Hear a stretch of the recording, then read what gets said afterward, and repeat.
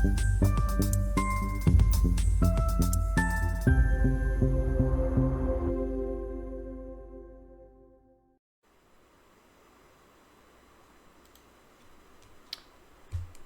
Students, आज एक बार फिर से एक नए टॉपिक के साथ पे हम लोग आपके सामने आए हैं। आज का टॉपिक है एसिड, बेसिस एंड सॉल्ट्स। इससे पहले की वीडियो में हम लोगों ने केमिकल रिएक्शन एंड इक्वेशंस के बारे में पढ़ा था। अब वो चैप्टर ख़त्म होने के बाद में हम लोग एसिड, बेसिस एंड सॉल्ट शुरुआत करने जा रहे हैं। तो चलिए शुरुआत करते हैं। सबसे पहले समझते हैं कि what are the classification of compounds. तो केमिकल प्रॉपर्टीज़ के बेसिस पे हम लोग केमिकल कंपाउंड को 3 तरीके से क्लासीफाई कर सकते हैं। और किस किस तरीके से क्लासीफाई कर सकते हैं? Acids, basis and salts. Acids, basis and salts. तो सबसे पहले हमें समझना होगा कि एसिड क्या होते हैं, बेस क्या होते हैं, सॉल्ट क्या होते हैं। तो पहले बात करते हैं हम लोग एसिड्स की। एसिड्स क्या होते हैं? एसिड्स ऐसे केमिकल कंपाउंड्स होते हैं जो कि H आयन प्रोड्यूस करते हैं वाटर के साथ में, H आयन प्रोड्यूस करते हैं। जैसे, तो एसिड्स क्या होते हैं? Acids produces H ion with water। ठीक है, जैसे HCl,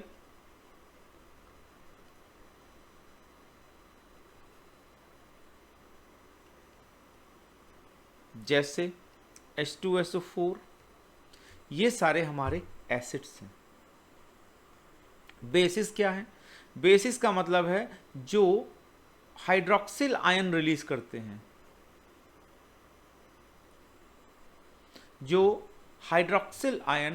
करते हैं, और सॉल्ट क्या है? ऐसे कंपाउंड जिसमें कि पॉजिटिव आयन और नेगेटिव आयन,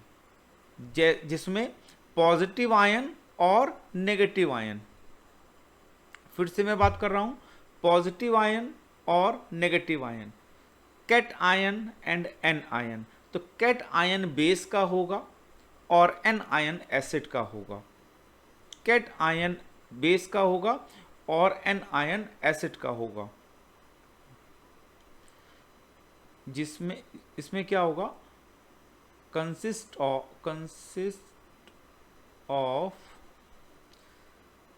कैटायन, ये बेस होगा, एंड एन आयन, ये एसिड होगा। तो वो मिलके बनाते हैं सॉल्ट। बात समझ आ गई? कोई दिक्कत? ठीक है, अब हम लोग बात करते हैं कि मैंने कहा कि produces H ion with water. तो क्या जिसमें भी H आयन है वो सब एसिड है? क्या जिनमें H आयन है वो सब एसिड है? एक बार देखते हैं। जैसे, इसको टेस्ट कैसे करेंगे? जैसे हम लोग लेते हैं HCl।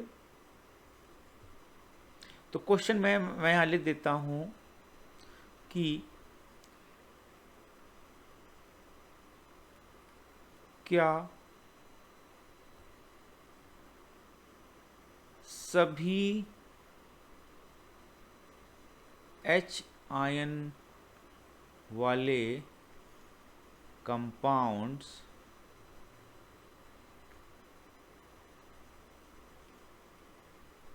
एसिड्स हैं? तो क्या करते हैं हम लोग? सॉल्यूशन लेते हैं HCl का और ग्लूकोज का, C6H12O6। इसमें भी तो H आयन है, तो ये हम लोगों ने ले लिया ग्लूकोज। इसका हम लोग क्या करते हैं, सॉल्यूशन लेते हैं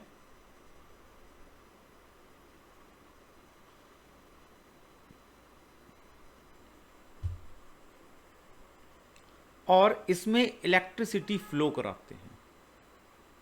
इलेक्ट्रिसिटी फ्लो कराते हैं। इलेक्ट्रिसिटी फ्लो कराने के लिए क्या करेंगे, हम लोग एक बीकर लेंगे और इसमें एक बल्ब लगाएंगे और इसको दोनों वायर को यहाँ डालेंगे। यहाँ भर देंगे हम लोग HCl और इसी तरीके से एक बीकर लेंगे जिसमें कि हम लोग एक बल्ब लगाएंगे जिसमें भर देंगे हम लोग C6H12O6। आप देखोगे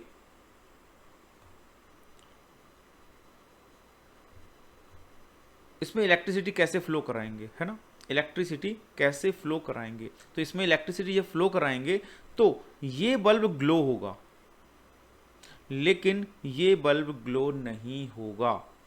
ये बल्ब ग्लो होगा, ये बल्ब ग्लो नहीं होगा। तो इससे हमें समझ आता है कि हर H आयन वाला कंपाउंड एसिड नहीं होता है।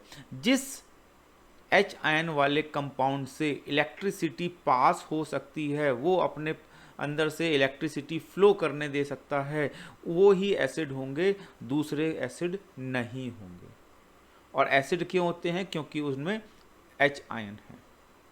बात समझ आ गई, आगे बढ़ें।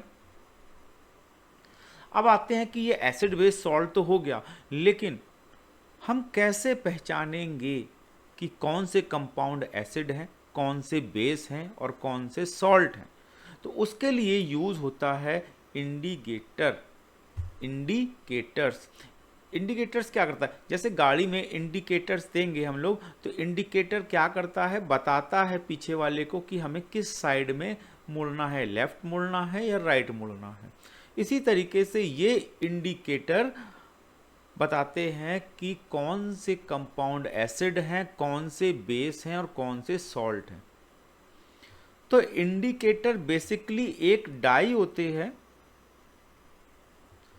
या फिर दूसरे सब्सटेंस भी होते हैं जो कि कलर चेंज करते हैं या फिर स्मेल चेंज करते हैं। अगर उनको एसिड और बेस में रखते हैं तो या तो कलर चेंज करेंगे या फिर स्मेल चेंज करेंगे। तो वो हो गए हमारे इंडिकेटर्स। बात समझ आ गई। तो यहां पे हम एक चीज और मेंशन कर देते हैं, इंडिकेटर इज अ डाई और सब्सटेंस दैट चेंजेस कलर और smell when it is put into an acid और बेस। ठीक है।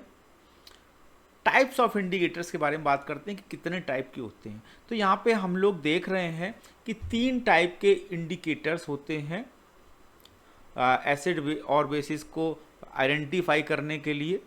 एक होता है नेचुरल, दूसरा होता है सिंथेटिक, तीसरा होता है ओलाफैक्टरी। नेचुरल मीन्स जो हमें नेचर से मिलता है, जैसे टर्मरिक, लिटमस। तो बारी बारी से बात करते हैं कि नेचुरल, सिंथेटिक और ओलाफैक्टरी क्या होते हैं। तो देखो, नेचुरल का मतलब जो हमें नेचर में अवेलेबल हैं, जैसे turmeric, litmus. Synthetic means man made, जैसे कि मिथाइल ऑरेंज और फिनोफ्थलीन। नाम से ही मालूम पड़ रहा है ऐसी भयानक सी चीज़ कोई नेचर में नहीं अवेलेबल है। और ओलाफैक्टरी यानी कि ओलाफैक्टरी मीन्स जो स्मेल से रिलेटेड होता है, जैसे अनियन, वो हो गए ओलाफैक्टरी। तो बात करते हैं इनके सबकी इफेक्ट की। तो पहले आते हैं नेचुरल इंडिकेटर्स में और सबसे पहले आते हैं लिटमस में। लिटमस क्या होता है, लिटमस एक फंगी से बनता है, काई जिसे बोलते हैं उससे बनता है, और ये रेड और ब्लू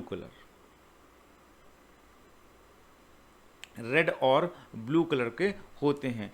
तो देखते हैं अगर न्यूट्रल कोई हमारा हमने लिक्विड लिया है तो रेड लिटमस रेड ही रहेगा और ब्लू हमारा ब्लू ही रहेगा, रेड रेड ही रहेगा और ब्लू ब्लू ही रहेगा, कोई फर्क नहीं पड़ेगा। लेकिन अगर एसिड है तो red litmus remains red and blue litmus turns red. अगर एसिड है, दो है हमारे पास, तो दो को अगर हम लोग कर रहे हैं, अगर हम लोग टेस्ट कर रहे हैं, मान लो कोई एक है तो दोनों के पता होने चाहिए ना, दोनों में से कोई एक है तो फिर हमें कैसे मालूम होगा। मान लेते हैं हमें रेड का पता है, ब्लू है तो ब्लू का पता ही नहीं है कि ब्लू कलर कैसा चेंज करता है कि नहीं करता है, तो मालूम ही नहीं पड़ पाएगा एसिड है, इसलिए दोनों के बारे में बात हो रही है। तो एसिड में अगर रेड लिटमस डालेंगे तो रेड रेड ही रहेगा, कोई चेंज नहीं होगा। लेकिन अगर ब्लू लिटमस है और ब्लू लिटमस को एसिड में डालेंगे तो ब्लू लिटमस रेड में कन्वर्ट हो जाएगा। इतनी बात समझ आ गई। बेस में अगर हम लोग रेड लिटमस डालेंगे तो ये ब्लू में कन्वर्ट हो जाएगा, लेकिन अगर ब्लू लिटमस को बेस में डालेंगे तो ब्लू लिटमस ब्लू ही रहेगा। बात समझ आ गई। आगे बढ़ें। अब आते हैं टर्मरिक। ये भी हमारा नेचुरल इंडिकेटर है। टर्मरिक को अगर न्यूट्रल में, टर्मरिक कैसी होती है, येलो होती है, सबने अपने घरों में देखी है किचन में। तो टर्मरिक अगर न्यूट्रल है तो वो रिमेन येलो, कोई फर्क नहीं पड़ेगा, येलो कलर की रहेगी। लेकिन अगर टर्मरिक पे एसिड डालते हैं, जैसे कि हम लोगों ने लेमन डाल दिया, तो भी उसमें कोई चेंज नहीं होगा, वो येलो रहेगा।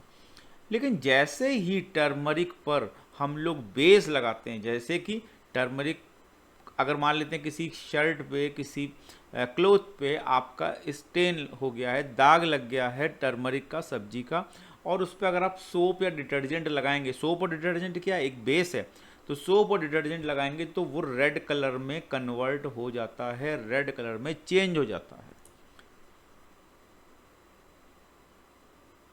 देखो जैसे effect of soap on turmeric stain, अगर एक शर्ट है जिसमें कि हम लोग के ये करी के का दाग लग गया है, जैसे ही इस पे सोप लगाते हैं तो ये रेड कलर का हो जाता है, ये रेड कलर का हो जाता है। तो हमेशा ध्यान रखना है इस चीज का। सिंथेटिक इंडिकेटर, सिंथेटिक मतलब मैन मेड, सिंथेटिक मतलब man made. Methyl orange, methyl orange के बारे में अगर बात करें, अगर न्यूट्रल है मिथाइल ऑरेंज सेम रहता है, सेम, कोई कलर चेंज नहीं होता। अब एसिड अगर हम लोग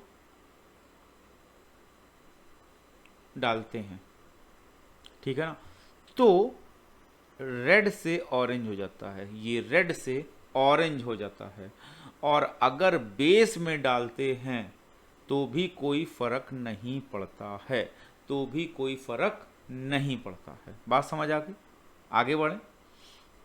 फिनोफ्थिलीन, फिनोफ्थिलीन न्यूट्रल में सेम रहता है, न्यूट्रल में तो कोई फर्क ही नहीं पड़ेगा। फिनोफ्थिलीन में अगर एसिड में अगर हम लोग फिनोफ्थिलीन का इफेक्ट देखते हैं तो भी सेम रहता है, कोई फर्क नहीं पड़ता। लेकिन अगर बेस में डालते हैं तो ये पिंक कलर का बन जाता है, ये पिंक कलर का बन जाता है। बात समझ आ गई। आगे बढ़ें। ओलाफैक्टरी इंडिकेटर्स, ओलाफैक्टरी मतलब स्मेल रिलेटेड, स्मेल रिलेटेड। जैसे अनियन सबके घर में रहता है, एसिड में डालेंगे तो स्मेल इसकी सेम रहती है, लेकिन बेस में डालेंगे तो स्मेल इसकी खत्म हो जाती है। ठीक इसी तरीके से वनीला एक्सट्रैक्ट अगर एसिड में डालेंगे तो सेम रहती है वनीला की, और अगर बेस में डालेंगे तो इसकी स्मेल चली जाती है। क्लोव ऑयल जिसे लौंग बोलते हैं, किचन में सब ने देखी है। क्लोव ऑयल को भी दांत दर्द में यूज़ करते हैं हम लोग, तो क्लोव ऑयल को अगर देखेंगे तो स्मेल सेम रहती है एसिड में, लेकिन बेस में इसकी स्मेल चली जाती है। तो ओलाफैक्टरी में देख रहे हैं हम लोग, तीनों में एसिड में इनकी स्मेल सेम है लेकिन बेस में स्मेल चली जा रही है। अब हम लोग एसिड्स में आते हैं। इतनी बात समझ आ गई है तो क्लासिफिकेशन ऑफ एसिड, एसिड भी कई तरीके की होते हैं, जैसे कि based on source, based on concentration और बेस्ड ऑन स्ट्रेंथ। तो बेस्ड ऑन सोर्स क्या है organic acid and mineral acid. Organic acid क्या है और मिनरल एसिड क्या है? ऑर्गेनिक एसिड क्या है और मिनरल एसिड क्या है?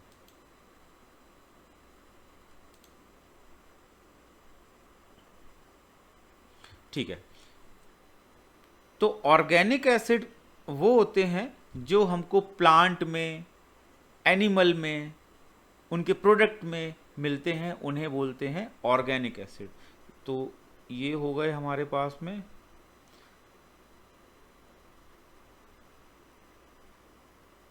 Organic acids are present in plants, animals और देयर प्रोडक्ट्स। ठीक है, मिनरल एसिड क्या हो गया? चलो पहले ऑर्गेनिक के बारे में बात करते हैं। तो ऑर्गेनिक एसिड हमको प्लांट में और एनिमल में, उनके प्रोडक्ट में मिलते हैं। जैसे जैसे एसिटिक एसिड, जैसे सिट्रिक एसिड, जैसे लैक्टिक एसिड, जैसे टार्टरिक एसिड, जैसे ऑक्सैलिक एसिड और फॉर्मिक एसिड, ये सारे हमारे क्या है? ऑर्गेनिक एसिड हैं। जैसे एसिटिक एसिड किस में मिलता है? विनेगर में। सिट्रिक एसिड किस में मिलता है? सिट्रस फ्रूट में, जैसे कि लेमन। अच्छा, लैक्टिक एसिड किस में मिलता है? सोर मिल्क में। उसके बाद टार्टरिक एसिड किस में मिलता है? टैमरिंड में। और अनराइप ग्रेप्स में मिलता है। ऑक्सैलिक एसिड किस में मिलता है? टोमेटो में। फॉर्मिक एसिड किस में मिलता है? आंट में। फॉर्मिक एसिड आंट में मिलता है। आंट स्टिंग, जब आंट बाइट करती है तो उसमें मिलता है। तो ये आपको समझ आया? तो इसको यहाँ पे हम लोग आपके लिए लिख लेते हैं कि ऑर्गेनिक के सोर्स कौन कौन से होंगे। जैसे acetic acid,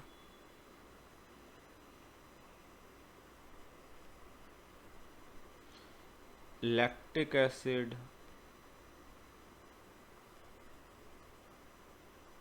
citric acid, oxalic acid,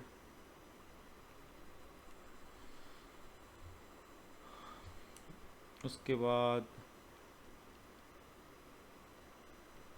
tartaric acid,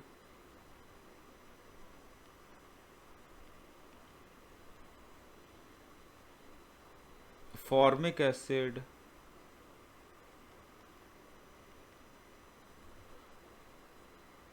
ठीक है। तो एसिटिक एसिड किस में मिलता है? कलर चेंज करते हैं इसका।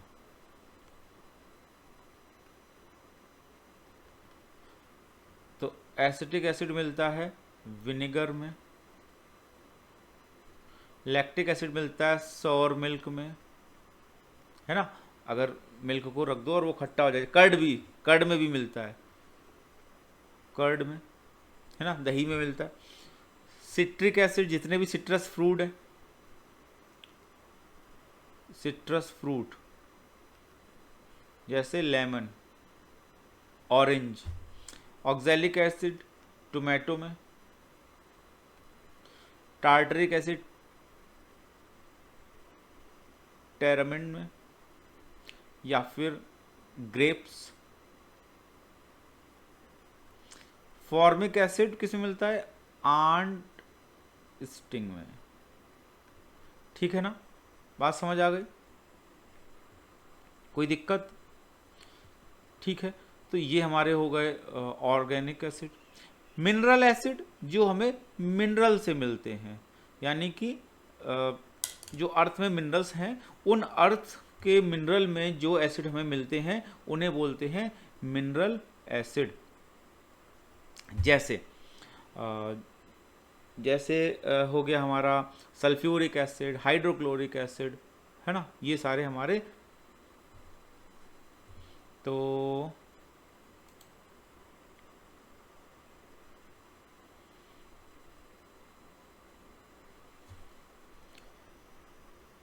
Mineral acid,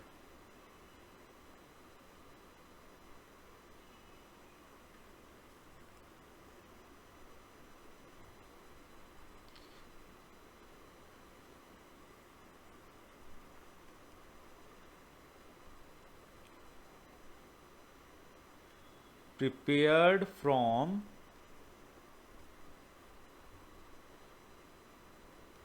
minerals of earth, minerals of earth, ठीक है। और ये हमारे मैन मेड होते हैं, जैसे H2SO4, HCl, ये सारे क्या हैं, ये हमारे मिनरल एसिड हैं। अब उसके बाद में आते हैं हम लोग बेस्ड ऑन कॉन्सेंट्रेशन पे, कॉन्सेंट्रेटेड एसिड और डाइल्यूट एसिड। तो कॉन्सेंट्रेट, कलर चेंज कर लेते हैं, ग्रीन लेते हैं। तो कॉन्सेंट्रेटेड एसिड क्या होते हैं, जिसमें कि कॉन्सेंट्रेटेड एसिड का मतलब जिसमें कि more amount of acid plus less amount of water, जिसमें कि एसिड ज़्यादा हो वाटर कम हो। और डाइल्यूट क्या होते हैं,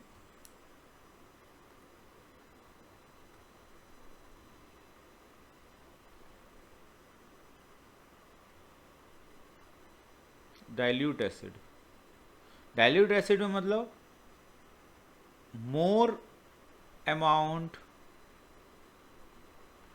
ऑफ एसिड, ये गलत है, मोर नहीं less, less amount of acid plus more amount of water. बात समझ आ गई। डाइल्यूट एसिड में एसिड कम रहता है और वाटर ज़्यादा रहता है, ठीक है, बात समझ आ गई। कॉन्सेंट्रेटेड तो किसी में भी होगा, उसमें अगर ज़्यादा वाटर है तो वो हमारा डाइल्यूट हो गया, जिसमें कम है वो कॉन्सेंट्रेटेड हो गया, ठीक है। इतनी बात समझ आ गई,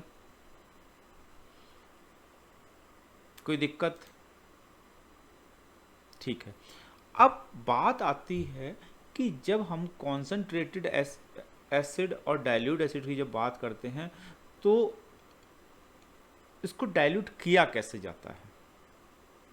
दो चीज़ें हैं, या तो हम एसिड में पानी डालें या पानी में एसिड डालें। आप कहोगे बात तो एक ही है, बात एक नहीं है। अगर हमको एसिड को डाइल्यूट करना है तो क्या करते हैं, पानी में थोड़ा थोड़ा एसिड मिलाते हैं, ना कि एसिड में पानी मिलाते हैं। बात समझ रहे हो। जैसे हमने क्या किया, 10 ml वाटर लिया और उसमें 1 ड्रॉप 2 ड्रॉप 3 ड्रॉप ऊपर से एसिड डाल रहे हैं, ना कि 10 ml एसिड लें और 1-2 ड्रॉप उसमें वाटर डाल लें, ठीक है। तो हमेशा याद रखना है कि डाइल्यूट करते समय पानी में, ज़्यादा पानी में 2-2 3-3 ड्रॉप करके हमको एसिड डालना है, तभी डाइल्यूट करना है। उसका रीज़न क्या है, जब हम एसिड डालते हैं वाटर में तो बहुत सारी हीट निकलती है, एक्सोथर्मिक प्रोसेस होता है। तो वो हीट निकलती है तो क्या होता है कि अगर पानी ज़्यादा है तो वो हीट उस पानी के द्वारा एब्जॉर्ब कर ली जाती है और हमारे ऊपर स्टीम या फिर स्प्लैश आउट होके एसिड नहीं आता है। लेकिन अगर उसी जगह हम लोग एसिड में पानी डालें एसिड ज़्यादा हो, 10 ml एसिड हो और उसमें 1-2 ड्रॉप पानी डालें तो जितनी हीट निकलेगी उसको एब्जॉर्ब करने के लिए तो कोई है नहीं, तो वो क्या होगा, एसिड स्प्लैश आउट करके हमारे क्लोथ पे, हमारे फेस पे आ सकता है, हमारे हैंड पे आ सकता है, और स्टीम भी बहुत निकलेगी, जो कि आप जानते हो कि स्टीम की कितना टेम्परेचर होता है, तो हमारे हाथ बर्न हो सकते हैं। तो इसलिए हमेशा डाइल्यूट करते समय एसिड को वाटर में एसिड डालना चाहिए। बात समझ आ गई? इतनी बात समझ आई? तो यहाँ पे हम लोग करते हैं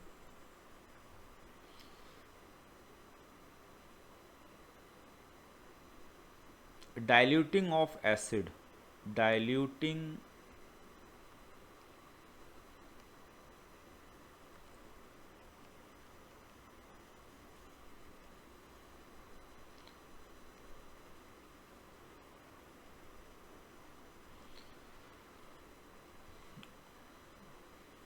always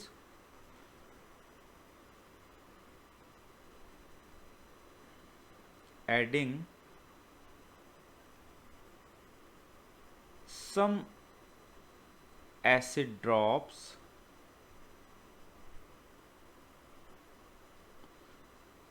in water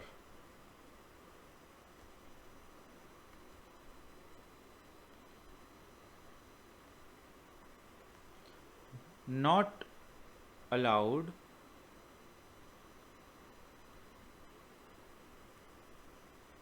some water into acid। ठीक है, तो ये हमारा क्या हो गया, ये हमारा एक आपके पास में एडिशनल इन्फॉर्मेशन हो गई। इस पे क्वेश्चन आता है एग्जाम में कि डाइल्यूट कैसे करें। ठीक है, तो हमेशा वाटर में कुछ ड्रॉप्स एसिड की डाल के डाइल्यूट करते हैं। इतनी बात समझ आ गई? आगे बढ़ें। अब आता है हमारा स्ट्रेंथ के बेस पे स्ट्रॉन्ग एसिड और वीक एसिड। स्ट्रॉन्ग एसिड क्या होते हैं, वीक एसिड क्या होते हैं। अब कलर कौन सा लेते हैं हम, ये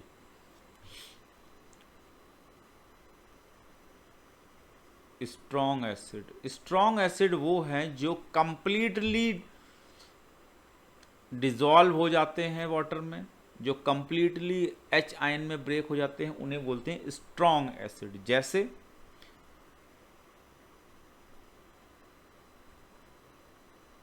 दे dissolve completely in water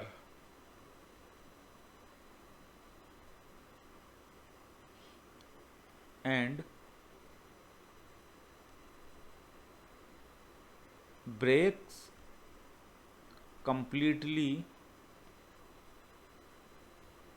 in H ions। तो वो होते हैं स्ट्रॉन्ग एसिड, जैसे कि HCl, H2SO4। लेकिन उसी जगह पे जो हमारे वीक एसिड होते हैं,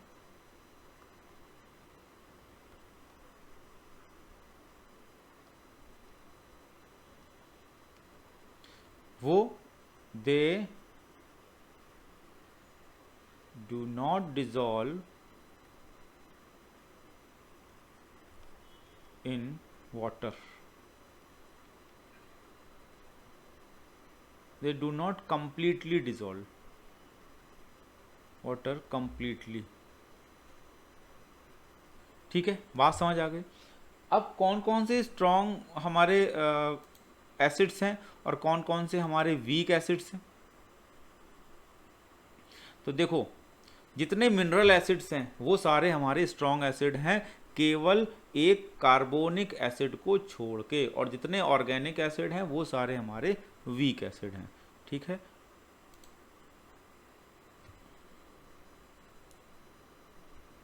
तो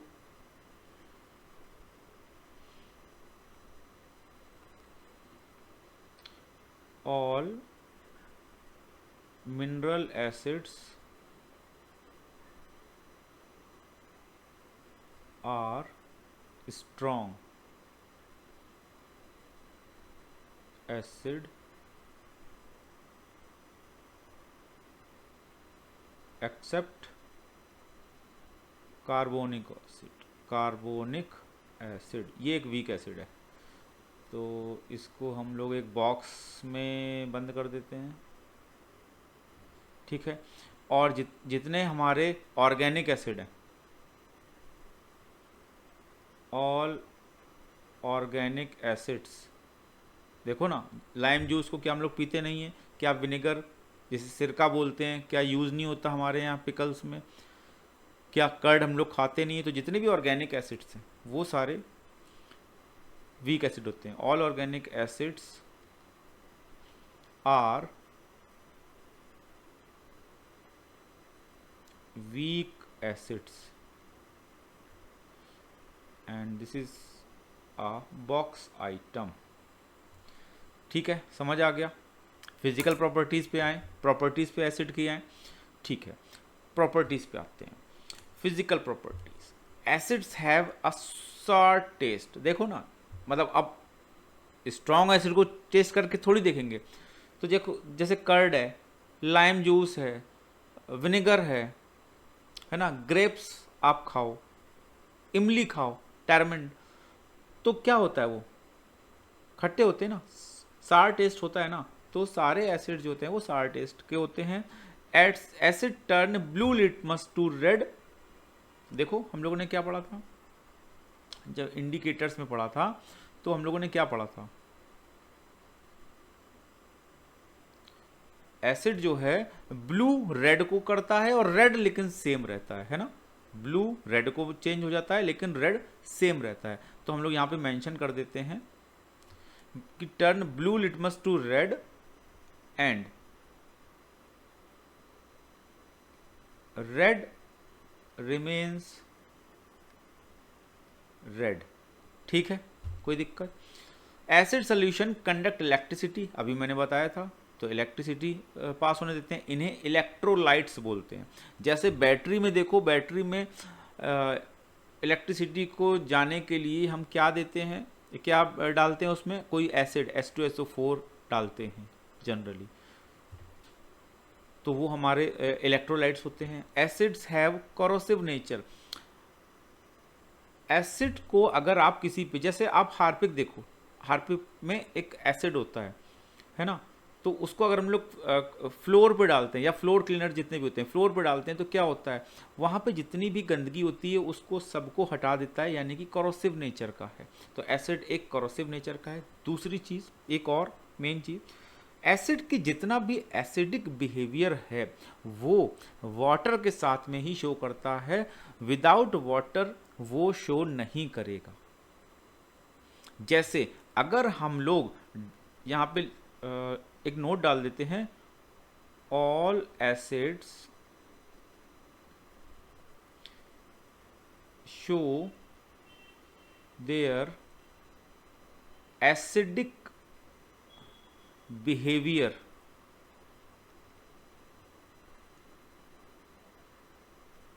with water only,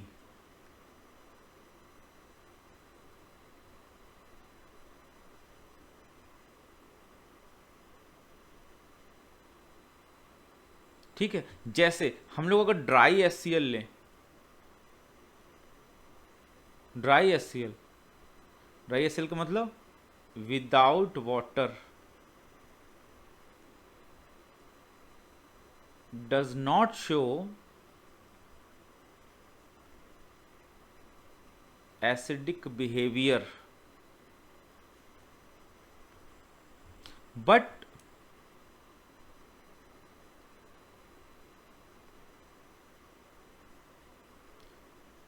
with water HCl shows acidic behavior,